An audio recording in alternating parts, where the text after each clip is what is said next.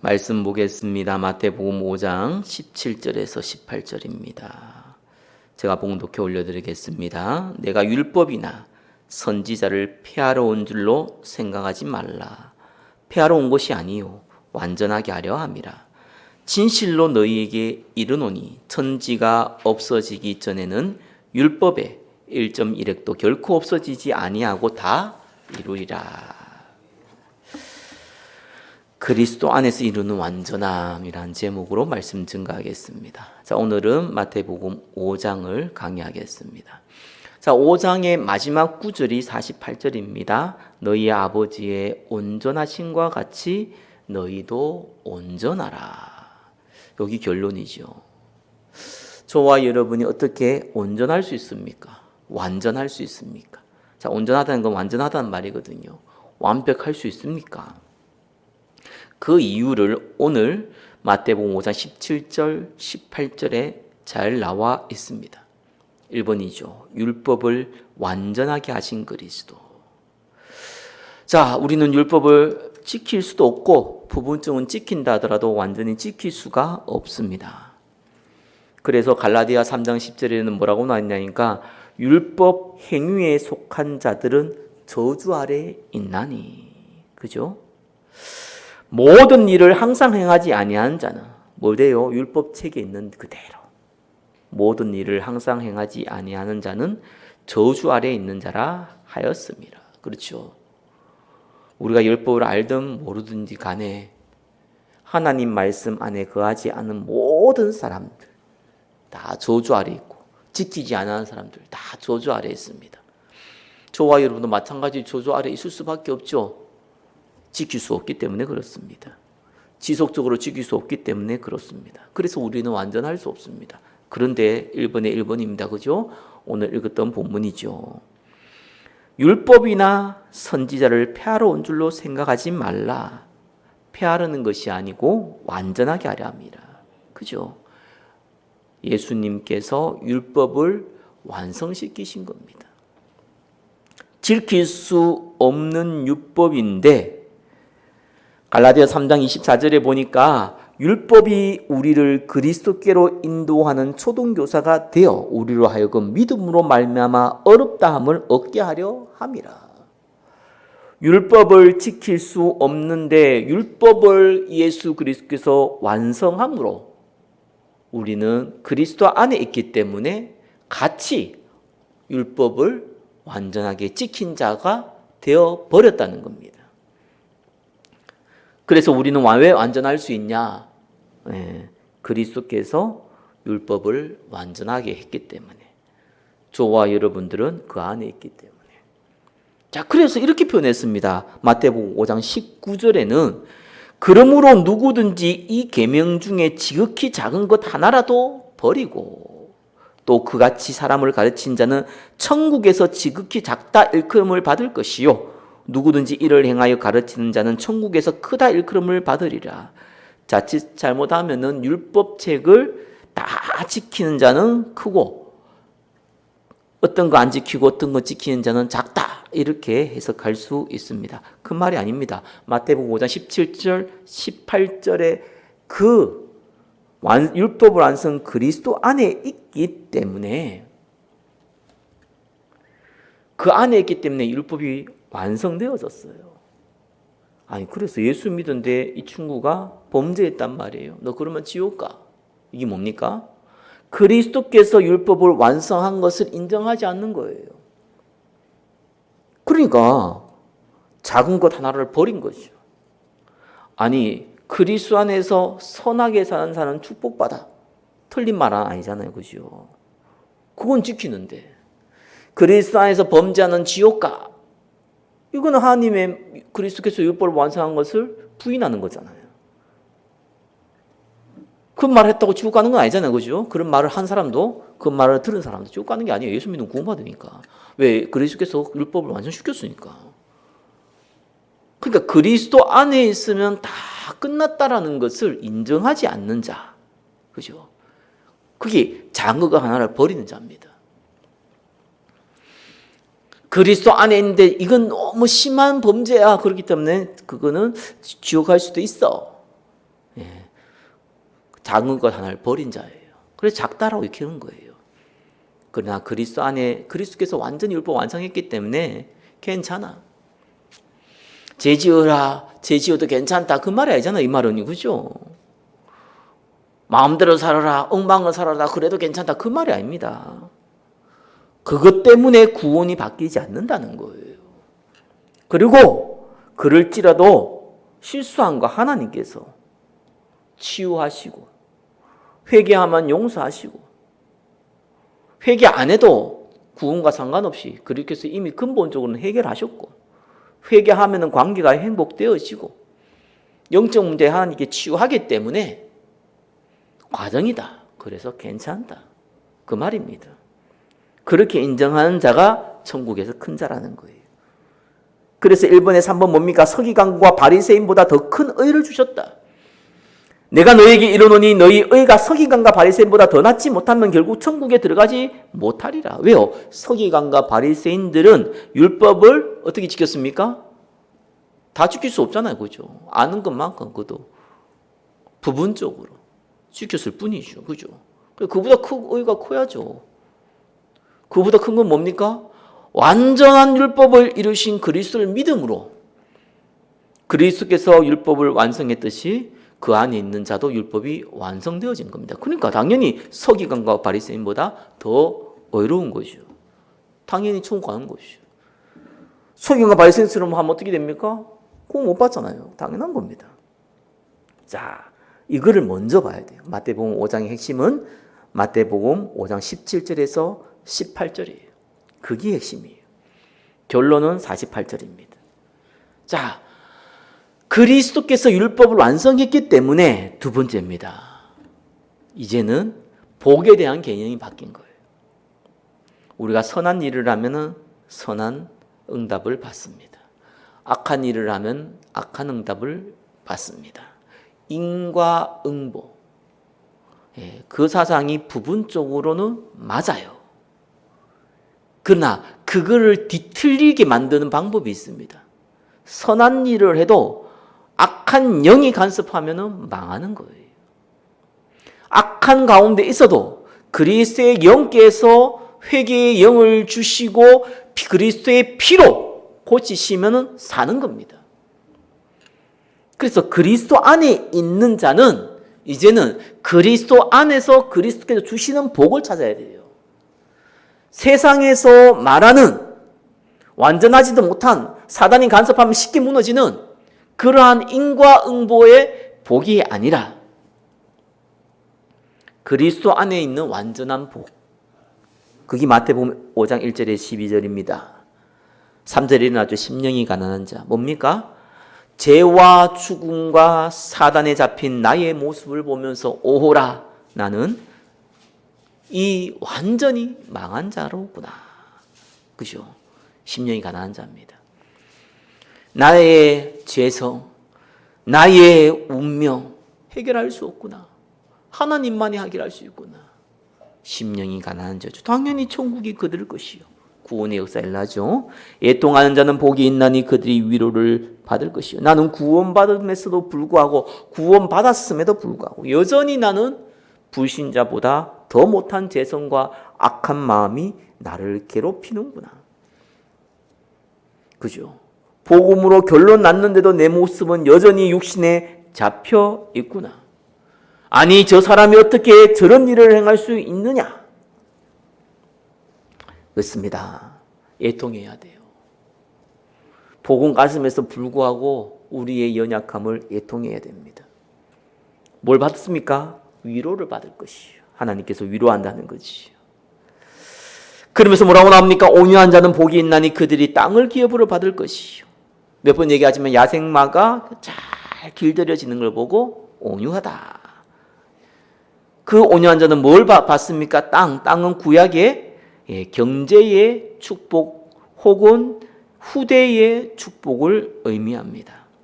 저와 여러분들이 많은 다음 세대 후대를 살리고 경제의 축복을 누릴 것이다. 누가요? 하나님의 말씀에 귀 기울이는 자가. 의에 줄이고 목마른 자는 복이 있나니 그들이 배부를 것이며, 불신자를 보면서 복음 없는 자를 보면서 그들이 어떻게 하면은 복음 받을 수 있을까? 안타까워하는 사람, 긍휼히 여기는 자지요. 그들은 뭡니까? 배가 부를 것이다. 많은 생명을 살릴 것이다. 그 말입니다. 마음이 청결한 자, 긍휼히 여기는 자는 복이 있나니 그들이 긍휼히 여김을 받을 것이요. 복음 가진 자의 범죄를 보면서 율법으로 판단하는 자가 아니라 영적 문제인 것을 알고 안타까워하는 사람들은 본인도 동일한 영적 문제 가운데 범죄할 수 있습니다.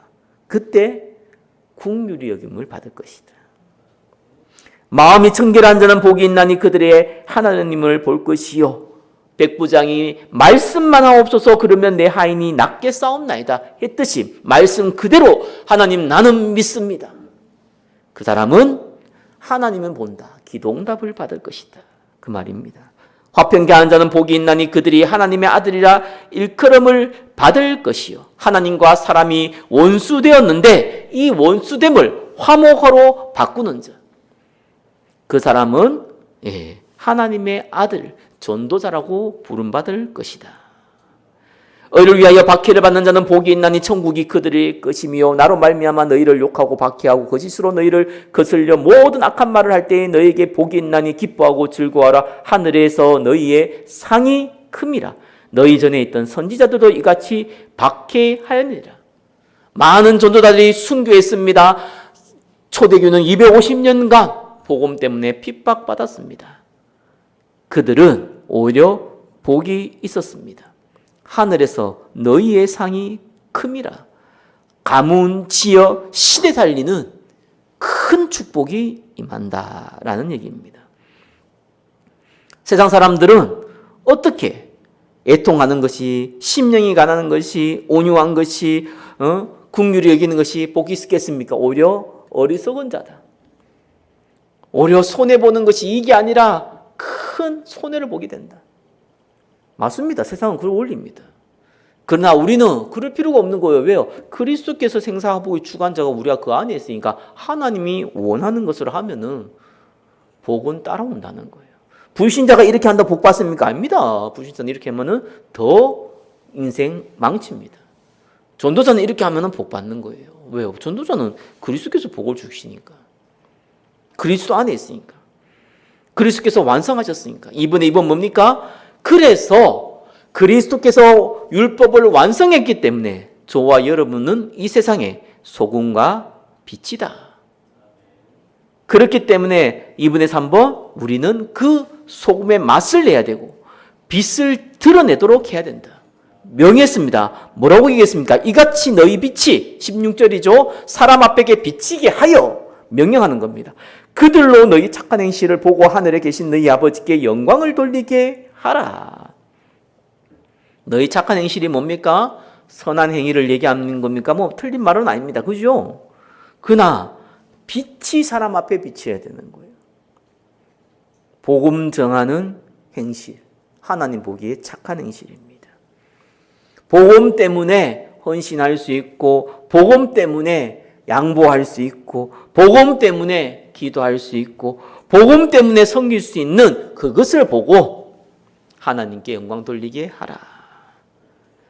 저와 여러분은 참 복을 받았습니다. 세상 사람들은 이걸 복이라고 하지 않습니다. 어리석다고 합니다. 그러나 우리는 복입니다. 왜? 생사복의 주관자가 이거를 원하기 때문이에요.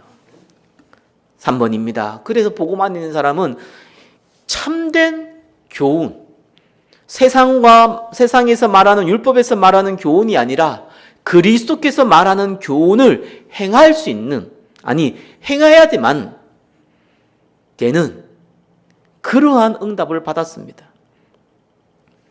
율법에는 뭐라고 얘기합니까? 21절이죠. 옛사람에게 말한 바 살인하지 말라. 누구든지 살인하면 심판을 받으리라 하였다는 것을 너희가 들었으나 저와 여러분은 그 수준이 아닙니다. 그저 형제에게 노하는 자마다 심판을 받는 자마다 형제에 대하여 라가라는 자마다 공행에 잡혀가게 되고 미련한 놈이라 하는 자는 지옥불에 들어가게 되리라. 이건 좀 반대로 해석을 해야 돼요. 이렇게 욕을 하거나 미련한 행동을 하거나 미련한 욕을 하면 지옥 간다 이런 말이 아닙니다. 우리는 살인하면은 살인의 대가를 받는 그런 수준이 아니라 오히려 욕을 해도 살인자와 같이 취급받을 만한 그만큼 이걸 안 할 만한 능력이 있다는 거예요. 그리스도 안에 있으면은 노여워할 필요 없다는 거예요. 물론 성경에 노여하면은 하루 이상을 품지 말라 그러잖아요. 그 마음을. 우리는 이걸 이길 힘이 있어요. 불신자는 이걸 이길 힘이 없습니다. 불신자들은 노여움을 참지 않는다. 정신질환 옵니다. 전도자들은 그리스도 안에서 기도하면요 노여움이 가라앉아요. 그게 가능하다니까요. 간음도 마찬가지입니다. 그죠? 맹세하는 것도 마찬가지입니다. 특별히 악한 자들이 하는 건 뭡니까? 38절 이렇게 나옵니다. 또 눈은 눈으로 이는 이로 갚으라 하였다는 것을 너희가 들었으나 나는 너희에게 이르노니 악한 자를 대적하지 말라. 누구든지 내 오른편 뺨을 치거든 왼편도 돌려대며 또 너를 고발하여 속옷을 가지고자 하는 자에게 겉옷까지 가지게 하며 또 누구든지 너를 억지로 오리를 가게 하거든 그 사람과 심리를 동행하고 내게 구하는 자에게 주며 내게 꾸고자 하는 자에게 거절하지 말라. 자, 오른편 뺨을 때리면 왼편도 돌려대라. 세상 원리는 불가능한 거고 미련한 거고 어리석은 겁니다. 그죠? 우리는 이 정도 해도 괜찮다는 거예요. 우리가 받을 복은 그리스도 안에서 그리스도께서 주시는 복이지 세상의 원리대로 받는 복이 아니라는 겁니다. 그래서 우리는 감당할 힘을 하나님께서 주신다는 겁니다. 그래서 예수님께서 말씀하신 교훈은 세상의 원리대로 행할 때 오는 복이 아니라 도저히 윤리 도덕적으로 우리가 지킬 수 없을 것 같은 우리의 사람의 성품으로는 지킬 수 없는 같은 것도 그리스도 안에서는 지킬 수 있다. 혹 지키지 않는다 해도 그리스도 안에서는 완전하시기 때문에 문제가 되지 않지만 이걸 지켜서 오히려 더 많은 사람 살릴 수 있는 능력도 함께 주셨다는 겁니다. 우리는 이걸 이길 힘이 있는 겁니다. 그래서 율법을 완성하신 예수 그리스도 안에 지속하려면은 3번의 2번이죠. 예물을 제단에 들여다가 거기서 내 형제에게 원망할 만한 일이 있는 것이 생각나거든 예물을 제단 앞에 두고 가서 형제와 화목하고 그 후에 와서 예물을 드리라. 자, 이거는 형제와 화목하는 걸 강조하는 게 아니에요. 하나님께 예배를 강조하는 겁니다. 예배를 드리는데 형제하고 화목하지 않으면 예배가 되겠냐는 거예요. 예배가 얼마나 소중한데 그 기껏해야 형제하고 다투는 일 때문에 예배를 망치겠냐는 겁니다. 그래서 우리는 예배를 드리기 위해서 하나님께 온전히 집중하기 위해서 당연히 형제와 화목해야 됩니다. 심지어 25절에 너를 고발한 자와 함께 길에 있을 때 급히 사와라. 그 고발한 자가 너를 재판관에게 내어주고 재판관이 우리 옥리에게 내어주어 옥에 가둘까 염려하라. 진실로 내게 이르니 내가 한 푼이라도 남김없이 다 갚기 전에는 결코 거기서 나오지 못하리라. 저와 여러분의 마음의 죄책감, 저와 여러분의 여러 가지 사람들의 피해 준 것 때문에 그런 마음으로 있으면은 당연히 불신자들도 저와 여러분을 통해서 피해받은 사람들도 당연히 뭘 하게 됩니까? 고발하게 된다는 거예요. 그런 상태에 있는 사람이 어떻게 하나님께 평안히 예배를 드릴 수 있습니까? 예배를 위하여 다 양보하시기를 예수 그리스도는 축원합니다. 안 그러면 예배가 안 돼요. 세 번째입니다.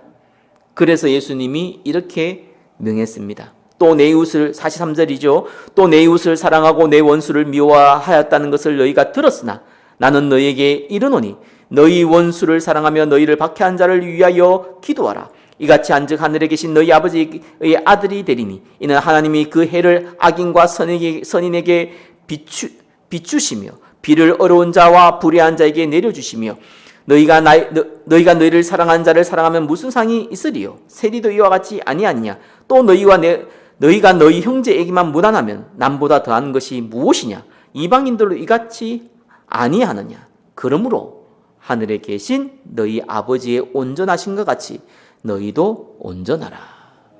그리스도 안에 거하면은 이미 온전한 자의 축복을 받았습니다.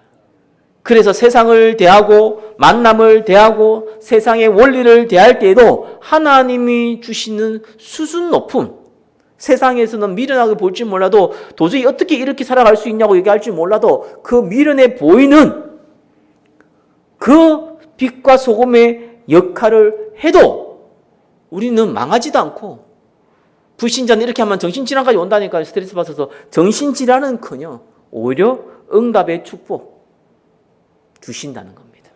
믿으시기 바랍니다. 왜요? 그리스도께서 온전하시기 때문에. 나도 그리스도의 말씀처럼 살랍니다. 그게 뭡니까? 너희도 온전하라잖아요. 그러면은 복이 온다는 거예요. 손해보라는 겁니다. 어제 노원구 상계동 가가지고 무속인총에서 전도를 했어요. 사실 전도를 하는 게 사실 중요하지만 우리 그 목사님의 아내가 외국인입니다. 그래서 외국인이라서 이제 산 달이 얼마 남지 않았어요. 그래서 가서 나름대로 섬길 수 있는 거 가지고 섬겼어요. 헌금도 드리고 기도도 하고 섬길 수 있는 걸로 다 섬겼습니다. 왜요? 당연히 전도자가 할 일이니까요. 또 오늘은 또 어떤 목사님이 오셨어요. 중국 선교하시는 조선족 우리 목사님이신데 사실상 많은 상황이 어렵습니다. 그래서 메시지를 가지고 편집하고 전달하고 통역하고 이런 일을 하시는데 제가 우리 와서 좀 초대를 했어요. 식사도 사드리고 차비도 드리고 또 함께 기도도 하고, 그리고 또 필요한 것들 내가 목록을 받아서 다른 분들과 함께 섬기려고 또 준비도 했습니다. 제가 무슨 능력이 있어서 또 저한테 무슨 유익이 있어서 그런 걸 하겠습니까? 그런 것 때문에 하는 게 아니죠. 너희 아버지의 온전하신 것 같이 너희도 온전하라. 하나님께서 축복하십니다. 저와 여러분은 복받은 사람인 줄 믿으시기 바랍니다. 기도하겠습니다. 그리스도께서 완전히 온전함을 이루었던 것 같이 우리도 그 온전함 속에서 팔복의 축복을 누리고 빛과 소금의 역할을 누리며 세상이 봤을 때는 미련해 보이지만 온전하게 많은 사람 살리는 축복을 마음껏 누리게 하옵소서. 예수 그리스도 이름으로 기도드립니다. 아멘.